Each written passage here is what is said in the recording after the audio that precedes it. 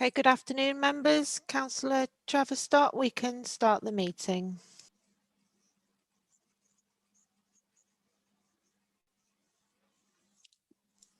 Meeting of the Conwy County Borough Council, and we will be attending remotely today. I'm Councillor Trevor Stott and I will be chairing the meeting.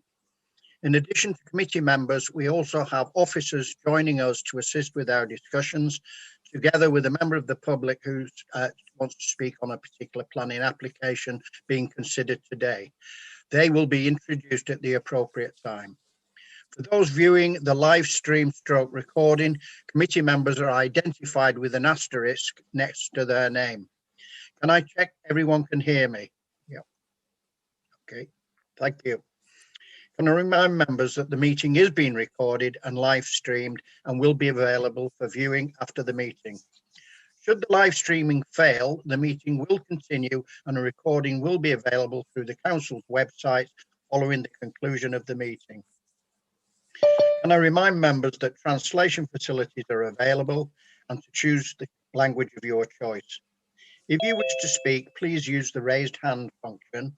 You can also use the chat facility, but please note, I may not be able to monitor the chat facility during the meeting.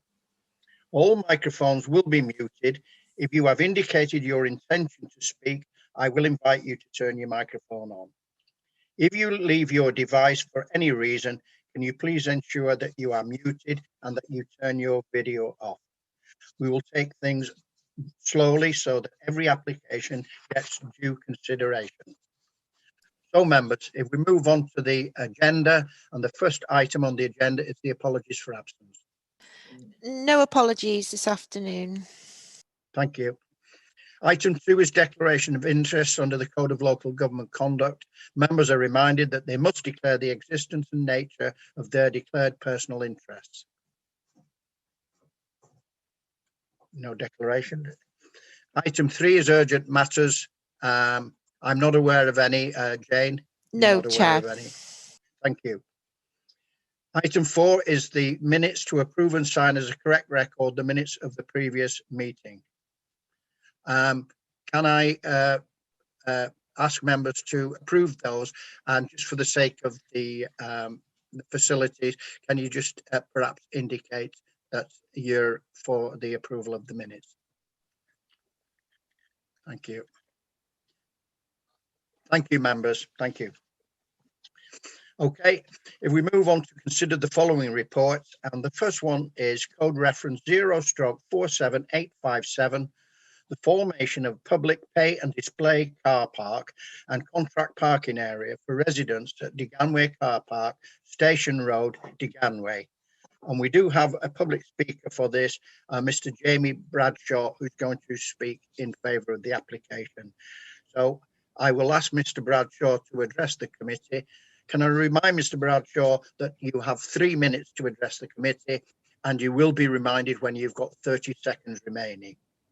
Okay, in your own good time, Mr. Bradshaw. Good afternoon, Chair and committee members. This proposal concerns a full application for use of land adjacent to Deganway Station as a public and residence car park. The site is well suited to the proposed use and indeed has been used as a car park previously. This is reflected in the case officer's report. However, it is noted that although the application is acceptable in all other respects, that your officers have recommended its refusal on the basis of objections from Natural Resources Wales on the grounds of flood risk. LRW's objection is based on their concern that the proposal does not meet the standards set out for commercial development in Technical Advice Note 15, in that the site will flood if the defences for the town are breached, with depths in a 1 in 200 event reaching up to 36 centimetres on the site, with 25 years of climate change applied. Whilst we do not dispute that the site would flood in such a scenario, the objection ignores a number of factors.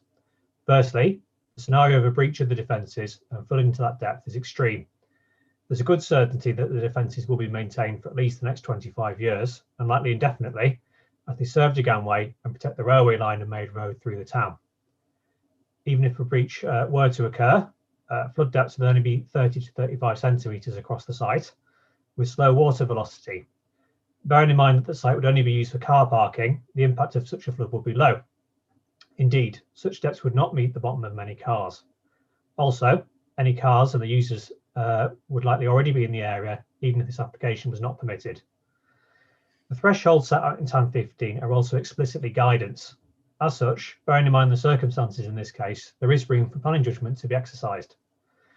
The applicant is willing to accept a time-limited permission, limiting the life of the consent to 25 years, and this would ensure that the use would cease at that point when climate change effects would be expected to be greater.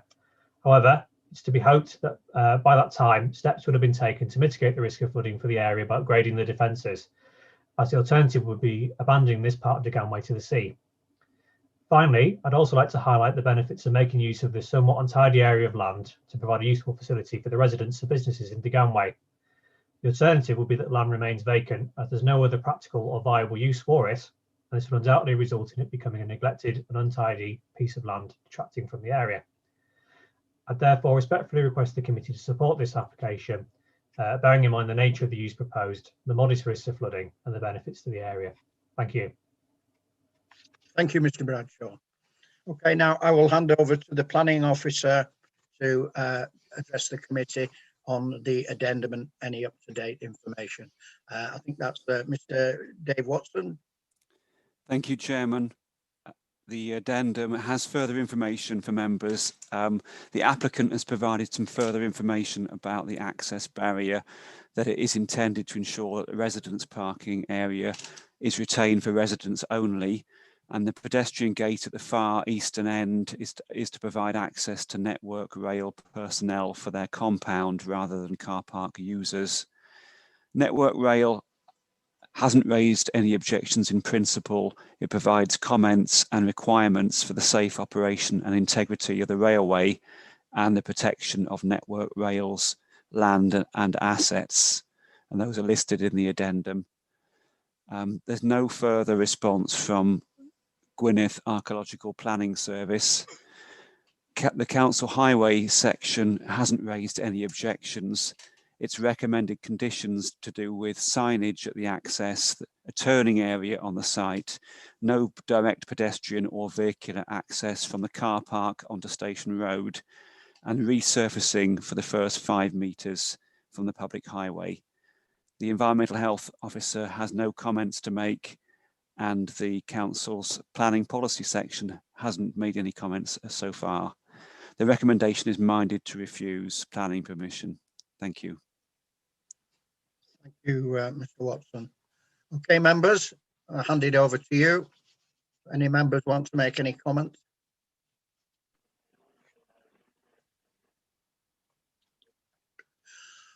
Councillor Andrew Hinchcliffe. Correct me if I'm wrong, but the level of this car park would be higher than the road that goes alongside it through Ganway. So if there was any flooding, it would flood the road before it would flood that car park. I find it very difficult to see a good reason why that is any more in danger than the rest of Ganway, to be honest, at that point on Station Road. Yeah. Okay. Yeah, I'm sure that Mr. Watson could verify that. Chairman. Yeah, Mr. Watson. In answer to that question, because other members might ask the same thing, we do have some slides we can show in the normal presentation, which I think will show, if there aren't many slides to show, but I'll talk about them once they're displayed. If Julia can do that, please. Yeah, I think that would be useful. Okay, members, can you all see the slides? Yep. So this is obviously the application site on the south side of Station Road. It's got the railway line alongside it to the south of the site. And it's immediately to the west of the site is the existing council pay and display car park. So it's a long, narrow strip of land. Next slide, please. You can't see that all that clearly. That's, I think, is the existing layout, which is basically a rough gravel area used for car parking, currently used for car parking to some degree in conjunction with the station, and then the adjoining land to the east of that. Next slide, please. So the proposal as explained by the speaker, is seeking temporary planning permission for a 25-year period. And this layout shows the layout of the spaces. You probably can't see that all that clearly. There's 30 spaces on what's shown as the contract area, the pay and display area, I should say, on the western part of the site, the larger part. There's 30 spaces shown there, and then there's another 11 spaces shown on the eastern end of the site for residence parking. Next slide, please. The next one is more to do with the question asked by the councillor about the flood risk to the area. So this shows that the site is, you can't see the site very clearly, but it's within that area that's edged in red and coloured green. And this slide is saying that it's part of a C1 flood zone, according to TAN 15 maps. And that the flood zone overlaps. I think the next slide might show this a bit more clearly. If you go to that one, please. Here you can see the outline of the site hatched in red, and it's obviously to the south side of the road, but it does show that to the north of the site, it shows the road a sort of mauve colour underneath, but then it's obviously covered by the flood risk area, you might say, the area that would be liable to flooding. And this first map is the one that shows, I'm struggling to see it. I think it shows, yeah, it shows the extent of flooding that you would have with a 1 in 200 year flood event, so an extreme flood event, a 1 in 200 year event, with a breach of the sea defences of about 20 metres. That's what the model included. And it shows the likely flooding both in the current day situation, which is the dark blue, and then with 75 years of climate change in the lighter blue. So that's a more extensive area. So with 75 years of climate change, there's a greater extent of flooding. As I say, with both scenarios, it's with a breach of the defence of 20 metres. That being the wall. If you go to the next slide, please.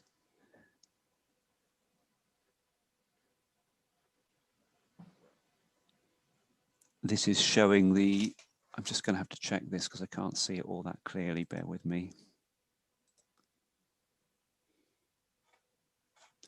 Yeah, I described the last slide wrong, I'm afraid. We go back to the earlier slide. I couldn't quite see the years there, and I gave you the wrong one. This is showing the situation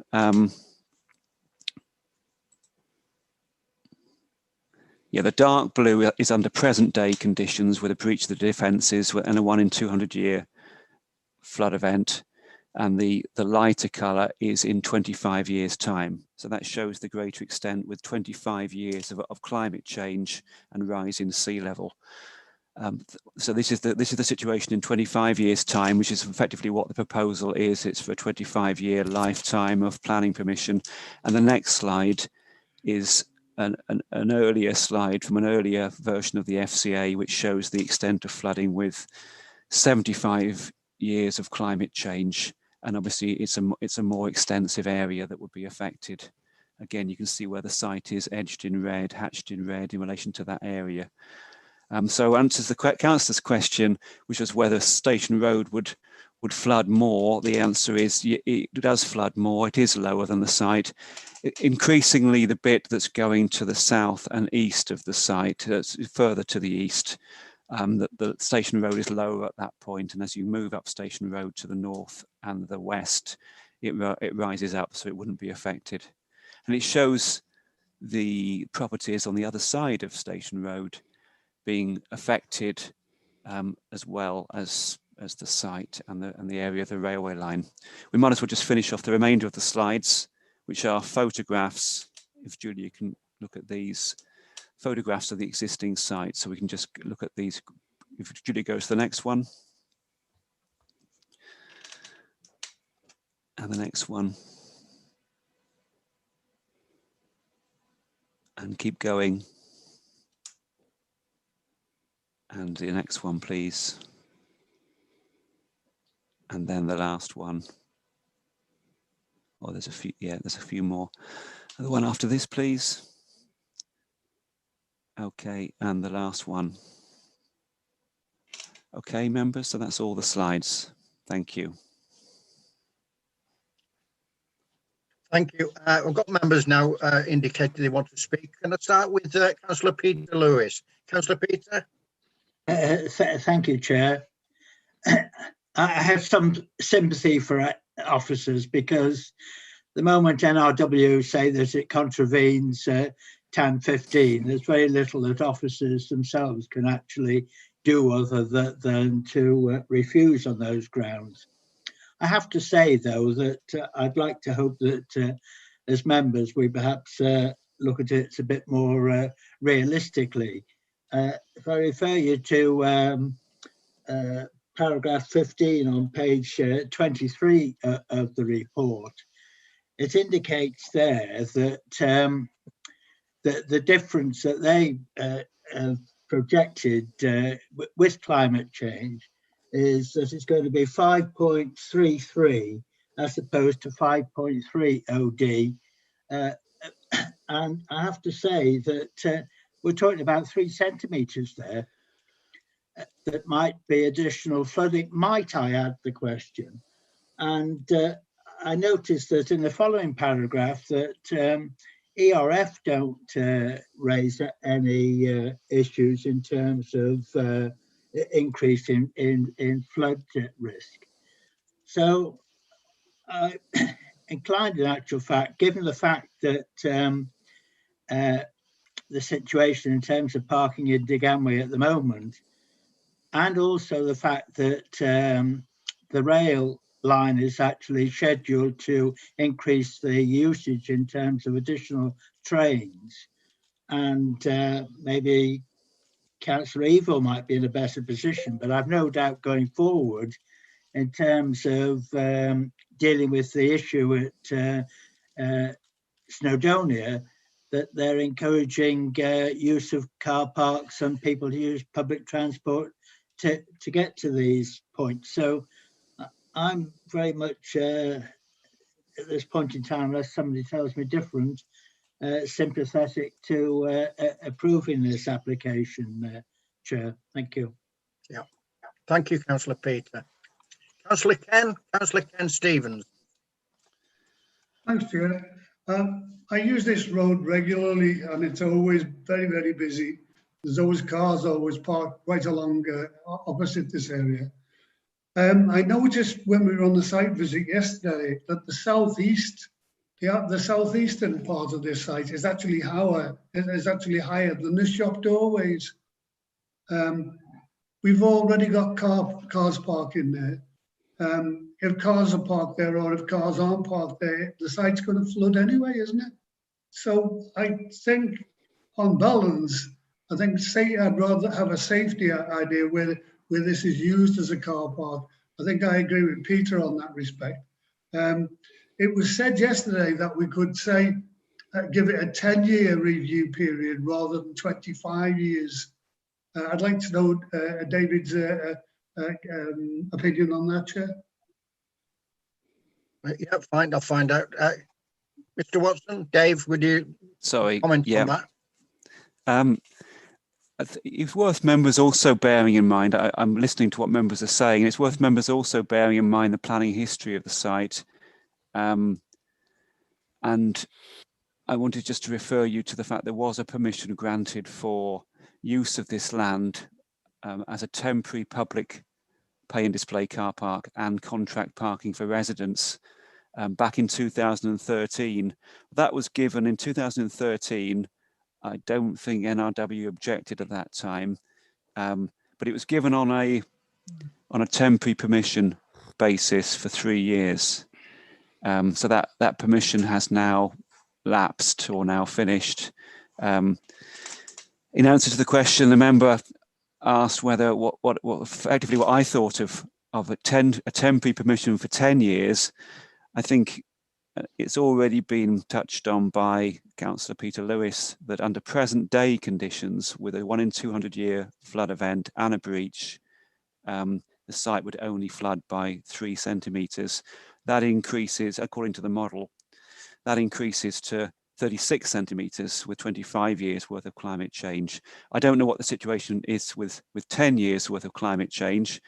Obviously it would depend on what the results of the modelling would be, but it would be something between the two, wouldn't it? So I think it's something for members perhaps to consider whether or not this is you could have a rolling approach to considering the suitability of the site, and you could, in theory, if you felt that it was sufficiently justified, to grant permission for a shorter period of time, and then potentially you could review it in due course. So I think there's something to think about there. It was the officers who originally suggested to the applicant with the previous application that they put it forward as a temporary permission for 25 years, because originally the application was just for permanent planning permission, and the original FCA had the greater amount of climate change flood risk built into it.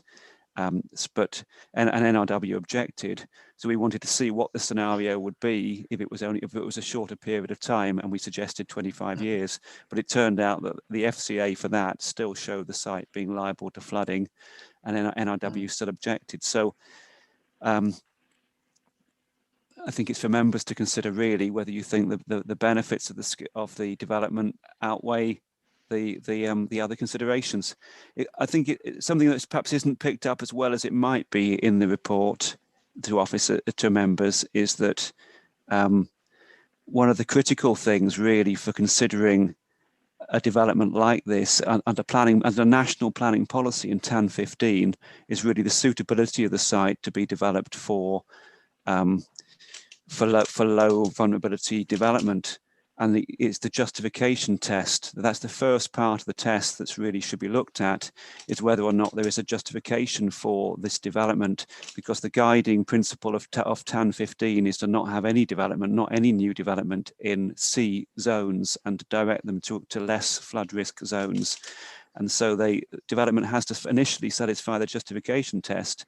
So there should be, and to do that, effectively the question is, is the development necessary to, I'm just going to find the wording for you now, is the location of the development in the zone C, is it necessary to assist or be part of a local authority regeneration initiative or a local authority housing strategy required to sustain an existing settlement? So in other words, there has to be a need for this development at all, as part of a strategy, before it's a location that we would want any sort of vulnerable development on at all. And then there's another part of the justification test which actually says the site also needs to be previously developed land, and this site wouldn't meet that definition of previously developed land either.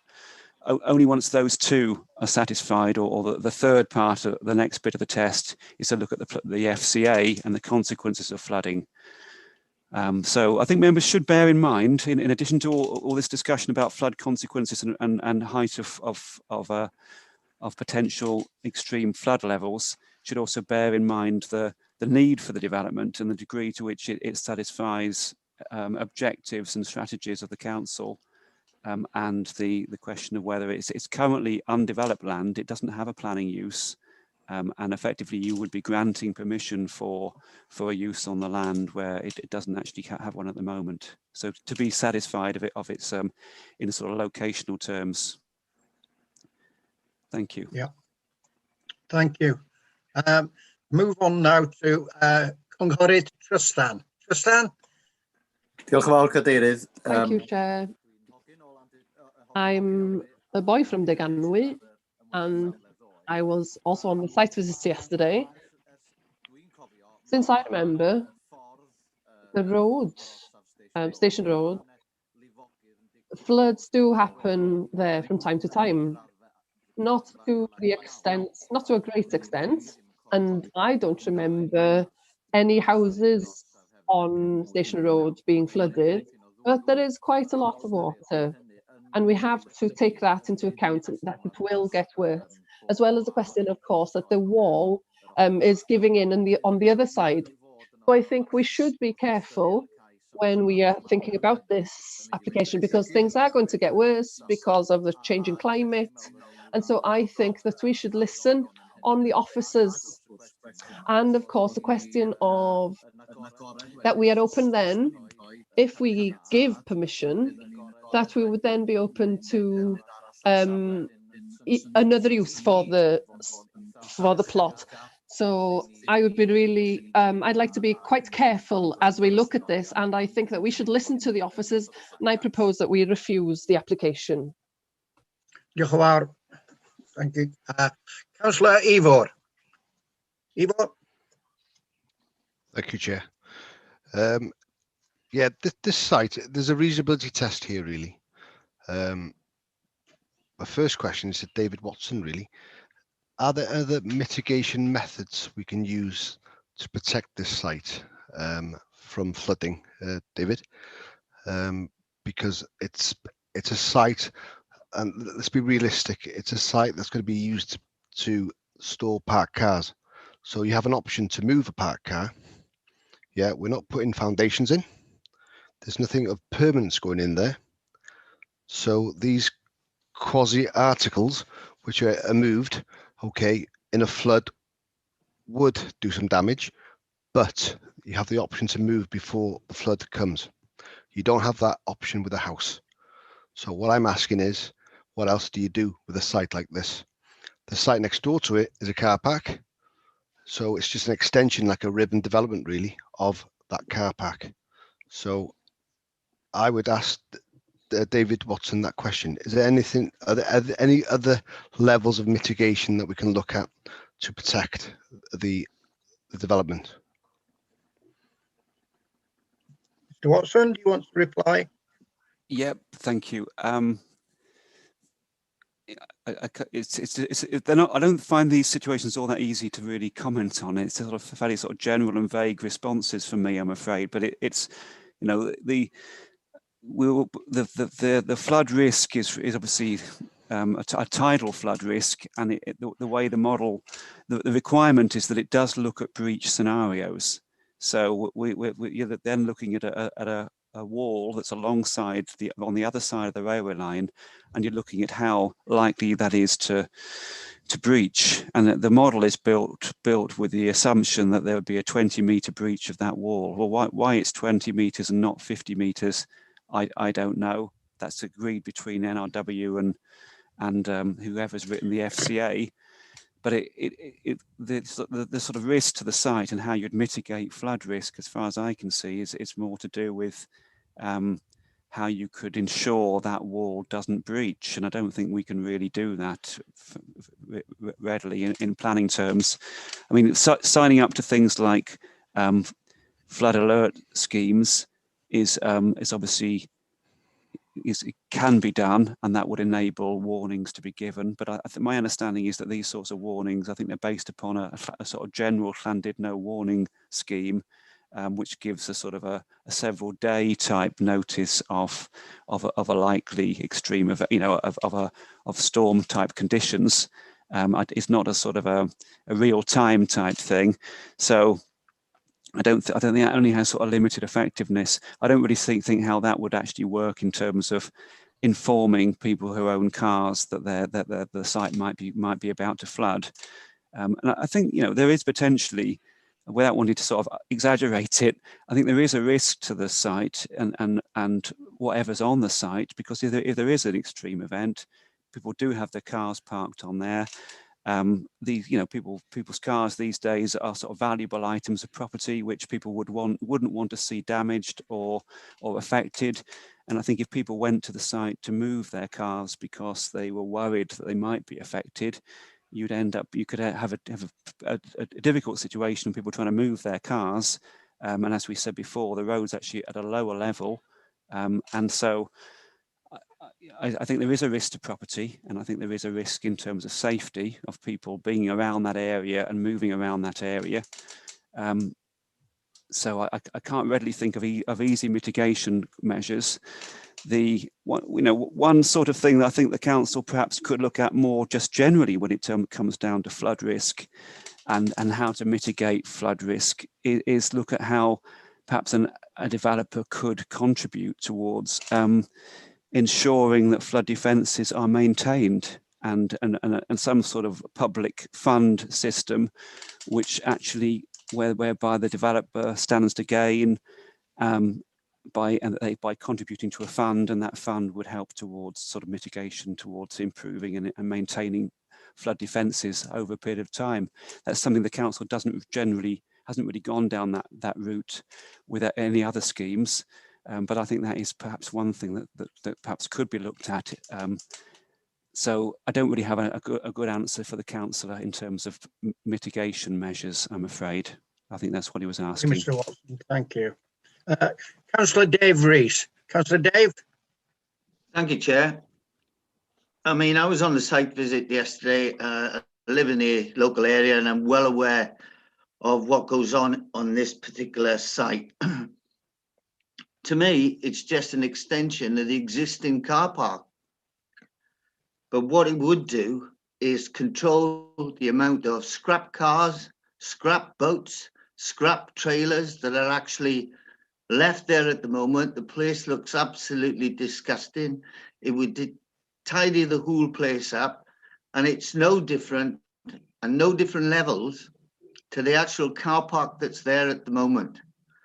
And because of that, I have to sort of slightly disregard Natural Resources Wales, as we have done in the past with flood risk in Llandudno. We wouldn't build anything in Llandudno. And where we have disregarded their comments and approved applications for buildings in Llandudno, I'd like to do exactly the same thing here. And I would like to second Councillor Peter Lewis's proposal that we actually go against the officer's recommendations. Thank you. Thank you, Councillor Dave. Councillor Nigel Smith. Councillor Nigel. Thank you, Chair, and apologies for my late arrival. I like Councillor Peter Lewis and Councillor Dave Rees, want to take a more pragmatic approach to this application. You know, officers talk about vulnerable development, but I question what are the vulnerabilities of a car park here. It's not exactly a high risk development. So I too would like to support this application. Thank you very much, Chair. Thank you. Councillor Chris Cater. Councillor Chris. Thank you, Chairman. I think the really significant and dreadful event in Digamwe happened in December 2013, when the very high tide combined with the nasty northwesterly gale to swamp Marine Crescent, and it destroyed the promenade, the newly refurbished shelter, and all sorts of things there. And it's interesting, at that time, this wall here, this historical wall that protects Station Road and the railway and the station and this car park was not breached or overtopped. So I must admit, when we were standing there yesterday at the site visit, I really didn't have a problem with this. As Dave Rees says, Councillor Dave Rees says, it is an extension of the existing car park, which is there and which has been there for many decades. So I think I would support that we approve this. Thank you, Councillor Chris. Councillor Andrew Hinchcliffe. Thank you, Chair. I wasn't on the site visit, but my dentist is across the road and I frequently go to the cafe in that row. I noticed that since we started charging for car parks there, it's gone from 50p for 2 hours to £1 for an hour now, which is possibly why it's a bit emptier than it used to be and more cars crammed into Station Road. But regardless of that, if it was to go up 30 centimetres, just over a foot, long before that car park was awash, most of the houses in Station Road would be in danger. I think this is nitpicking, to be honest. I thoroughly agree with Peter that we should allow it. Otherwise, it's just going to be a scruffy, empty piece of land forevermore. We couldn't put a terrace of houses there.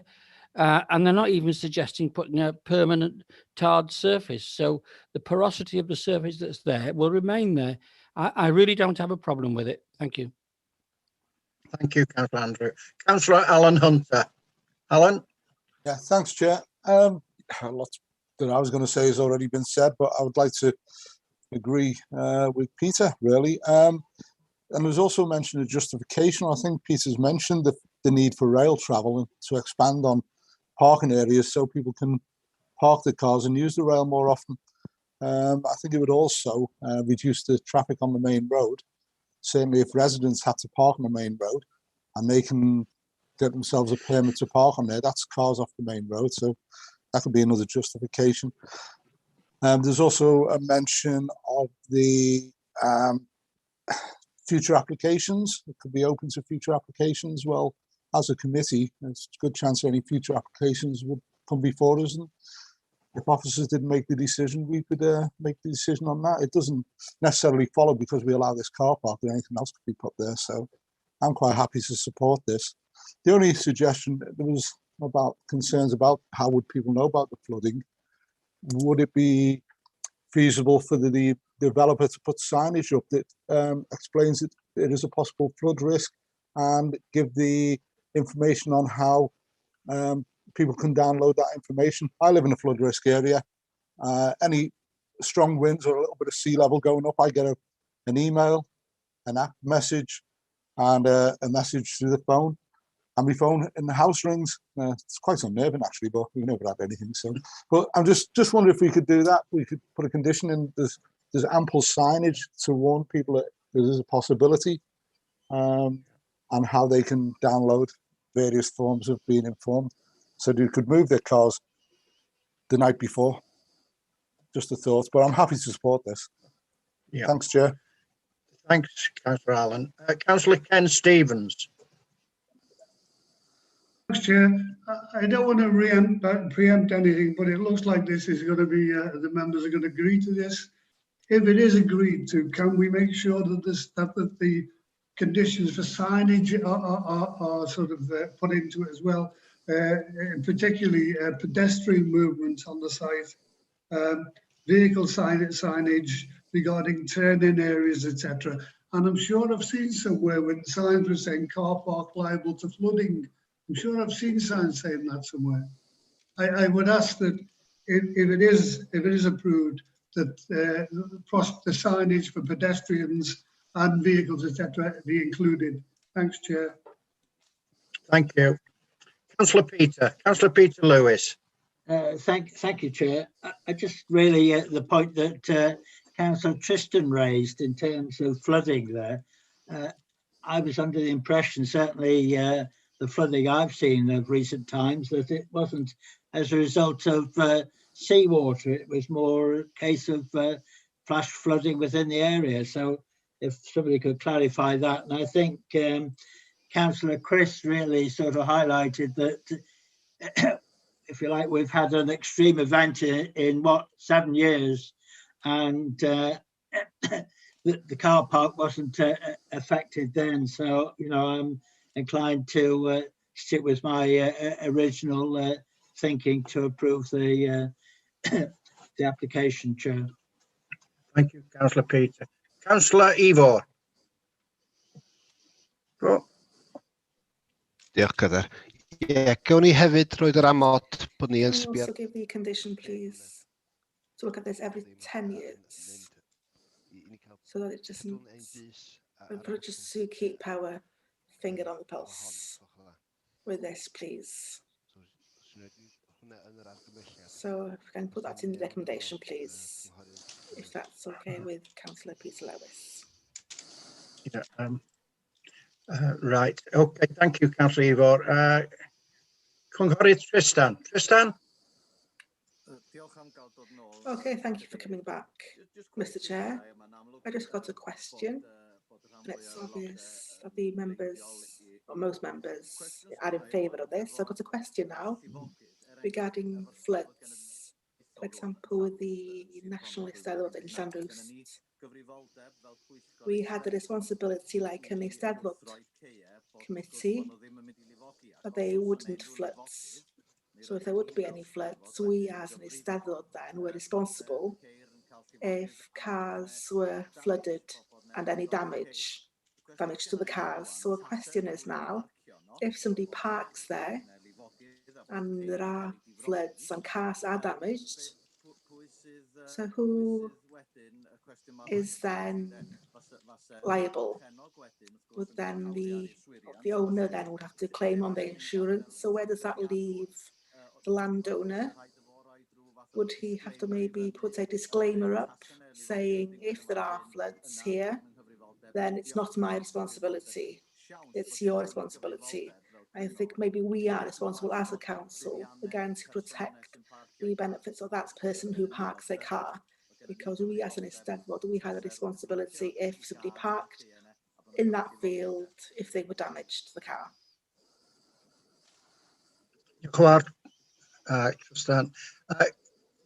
Councillor Dave Rees.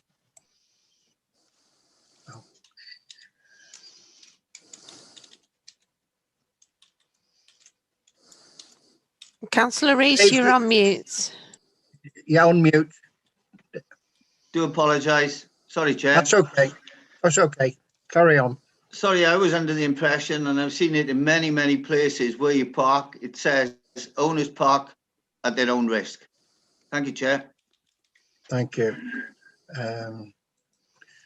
Councillor Andrew. I was just going to say Andrew Hinchcliffe. The eastern part of our car park is at exactly the same level. What is our position on cars parked there? Okay.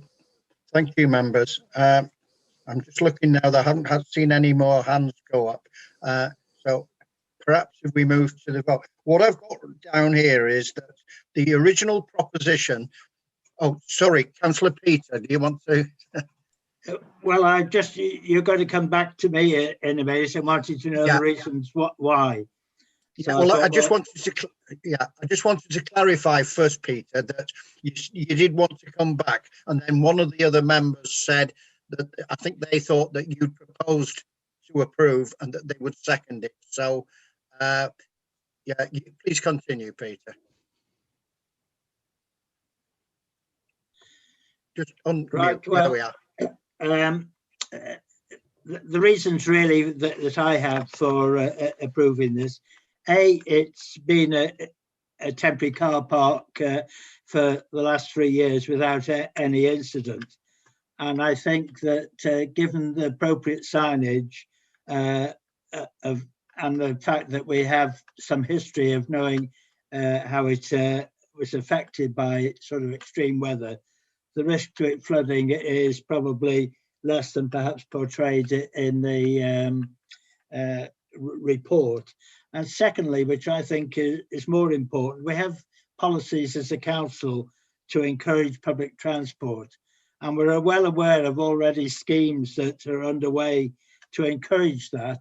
Plus the fact, as I mentioned earlier, we know that, I wouldn't know what the franchise is called now, but there's intending to increase the number of rail journeys to Llandudno town station, which in itself is hopefully going to increase demand and make use of that, which in it would encourage the need for more public car parking spaces. So they're the reasons why I think it's important that this car park is approved. Thank you, Chair. Right. So can I just get this right? I know Councillor Tristan made a proposal, a formal proposal, which was to refuse the application. Do we have a seconder for that? Councillor Austin, yeah. Do you want to say anything, Councillor Austin, as well as seconding it? No, I mean, dwi fod yn eilio y cynghorydd. I'm willing to second Councillor Tristan. Okay, Councillor Austin, diolch yn fawr, thank you. So we've got a proposer and a seconder to refuse the application, and I'm just formulating the approval one, because I know Councillor Peter originally said that he would come back after he spoke the first time, and Councillor Tristan actually made a formal proposal. So I'm assuming, and I'm looking to our legal officer, that I would have thought that the first proposal was to refuse the application, and we do have a seconder now. And as I said, it comes back to Councillor Peter. Councillor Dave Rees, after he spoke, said that he would second Councillor Peter's proposal to approve it. But at that time, as I understand it, Councillor Peter hadn't made a formal proposal to approve it. So can we just rectify that situation? Yes, well, the situation is you have two proposals, as you've said, one to approve the application and one to refuse the application. And as the officer's recommendation is to refuse the planning application, it's in order to take the recommendation to propose first, because that alters the recommendation. So yes, so to take the proposal to grant planning permission firstly, Chair. Thank you for that advice. Okay, members. So if you are ready now, Chair, we will, Chair, can I just ask? again. Chair, can I just come in and ask there? Is this proposal for 10 years or 25? I got a bit yes, lost we on do that need one. that clearing up, because we need to know whether unfortunately the Peter's translation was 25. Yeah. So can we just clarify that before we go to the vote, please? So Councillor Peter and Councillor Dave, you proposed and seconded that we approve. Have you any clarification for us on what time span on this? Well, I was proposing that that it was as the applicant has requested. Right. Okay. Fine. And I second that proposal. Thank you, Councillor Dave Rees. Okay, members. So, excuse me. I'll ask Jane to shout your names out, and if you could just indicate whether you're for, this is to approve the application, against, or you're abstaining.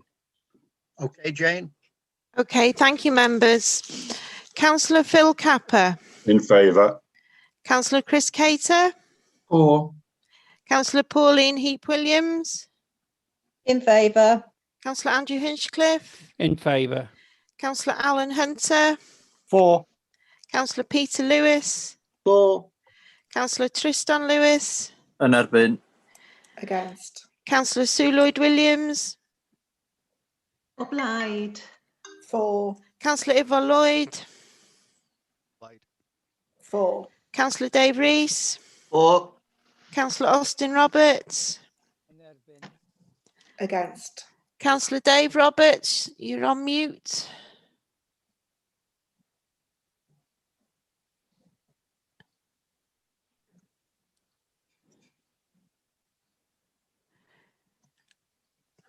You're having trouble unmuting, Councillor Dave. So are you, can you indicate if you are in favour or against?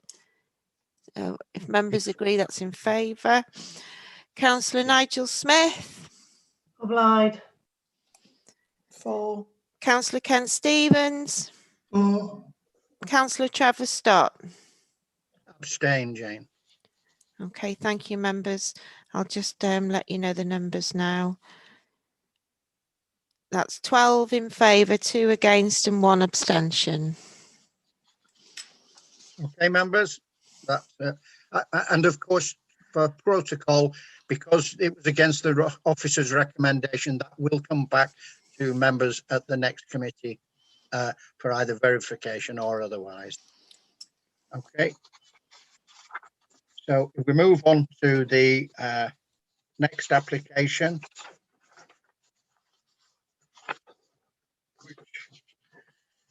This is code reference 0/47931.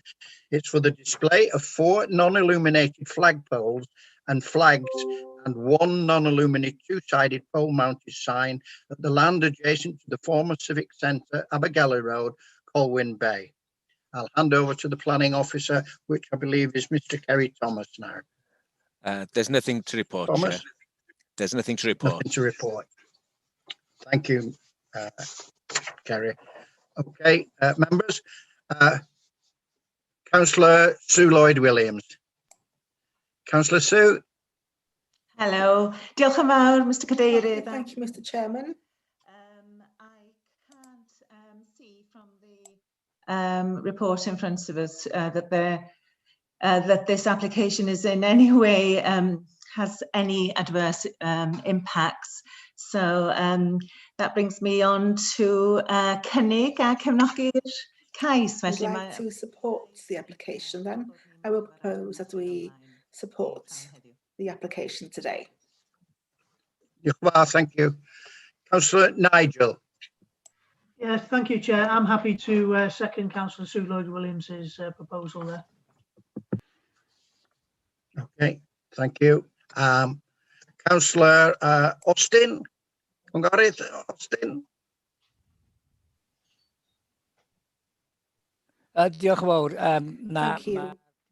Thank you. Yes, Councillor Nigel has taken my word, so I was going to second that. Thank you. Thank you. Diolch yn fawr. Councillor Ifor. Yeah, ni'n hapus I gefn. Yes, very happy to support. Hwyl a flag, thank you. Thank you. Okay, I haven't got any more speakers. I know that there's been a formal proposal from Councillor Sue. Did anybody specifically say they would second that? Councillor Nigel Smith Councillor seconded Nigel, the thank you. proposal. Okay. I have no more speakers. Is there any other proposals than the one that's been made? Okay, members. So the proposer and seconder is to approve the application. So can members indicate to Jane when your name's called out whether you're for, against, or you're abstaining?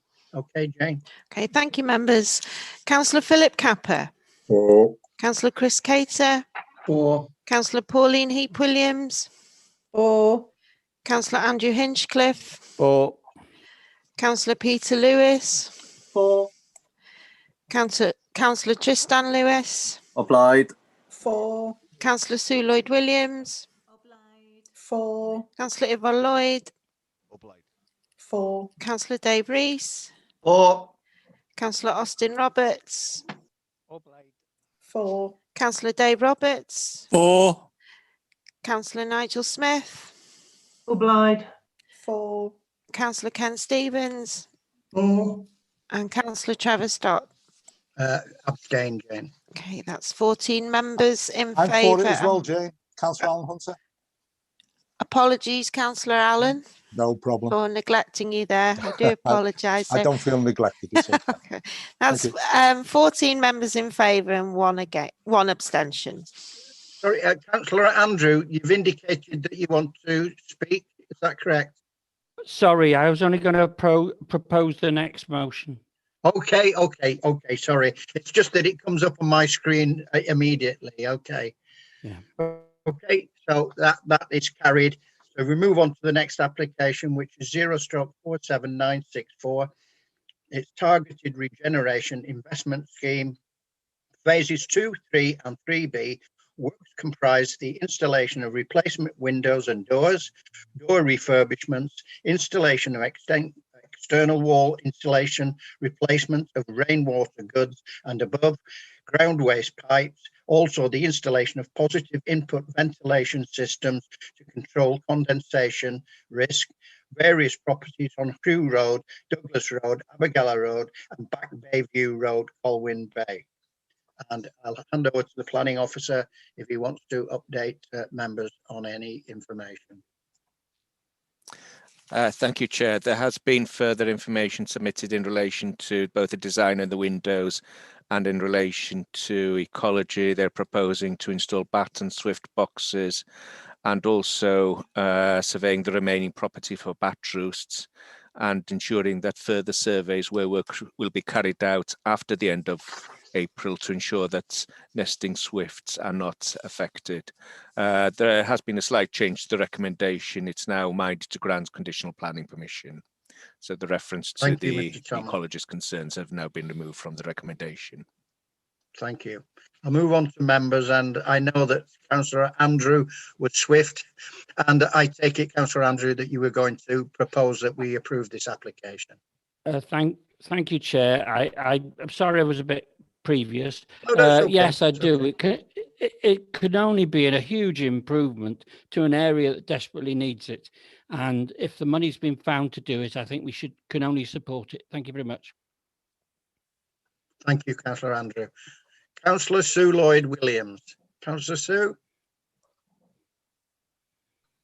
Diolch yn fawr. Thank you very much.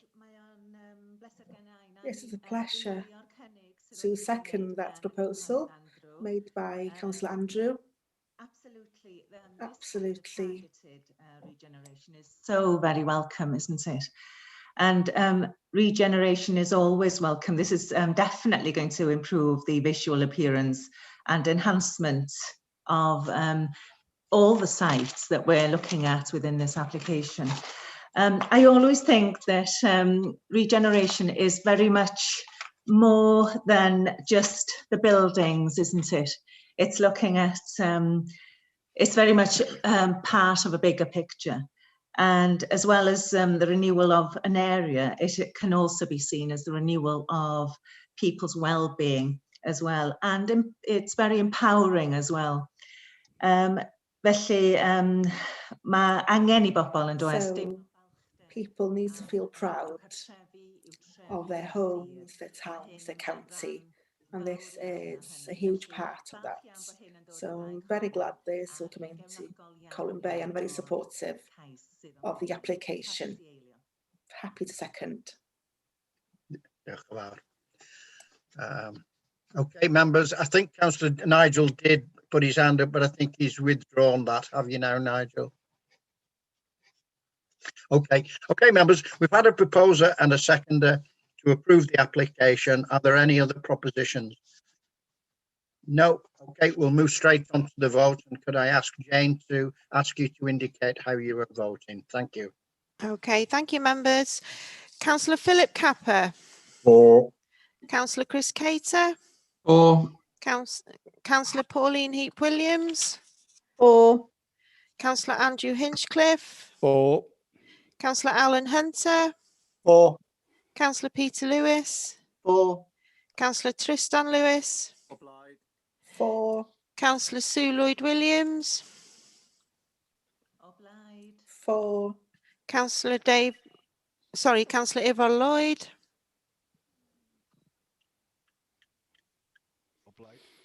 For. Councillor Dave Rees. For.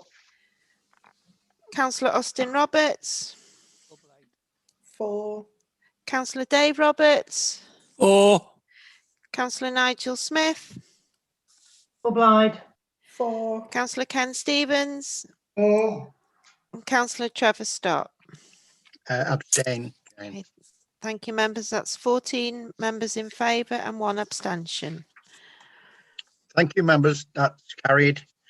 And we move on to the final application, which is 0/48061 to remove 1 conifer and to prune 4 broadleaf trees growing within the Pwllcrochan Conservation Area, Colwyn Bay. It's at 29 Whitehall Road, Colwyn Bay. The planning officer, anything to report further? Thank you, Chair. There's just a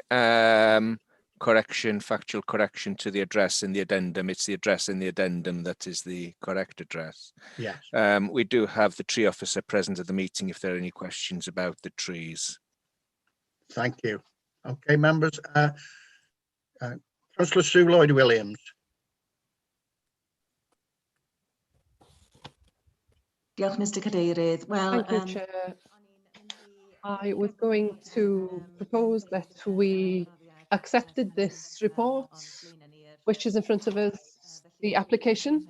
So I'm happy to propose that we accept what is in front of us, the recommendation. Thank you. Diolch yn fawr. Thank you. Councillor Ivor. Hapus iawn I eilio'r Very happy to second the recommendation. Thank you, Councillor Ivor. Okay, members, I haven't got any other speakers. We've had a proposal and a seconder to approve. Are there any other proposals? No. Well, if you could indicate to Jane one more time exactly how you intend to vote. Okay, Jane?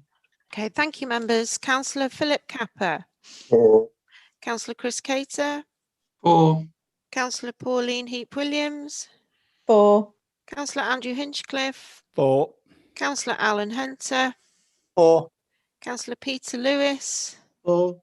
Councillor Tristan Lewis, Obliged. 4. Councillor Sue Lloyd-Williams, Obliged. 4. Councillor Yvonne Lloyd, Obliged. 4.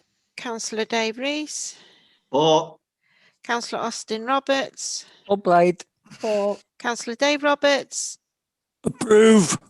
Councillor Nigel Smith, Obliged. Councillor Ken Stevens, 4. Councillor Trevor Stott. Abstain, Jane. Okay, thank you, members. That's 14 in favour and 1 abstention. Okay, members, that's the end of this fairly short meeting, and I'd like to thank you very much. Diolch ag Alan and Will Fawr, and I'll see you at the next meeting. Thank you. Aye. Trevor, job Yeah. there. Thank you, members. Diolch yn fawr, ta. Thanks to the officers you. as well. Bye-bye. Bye.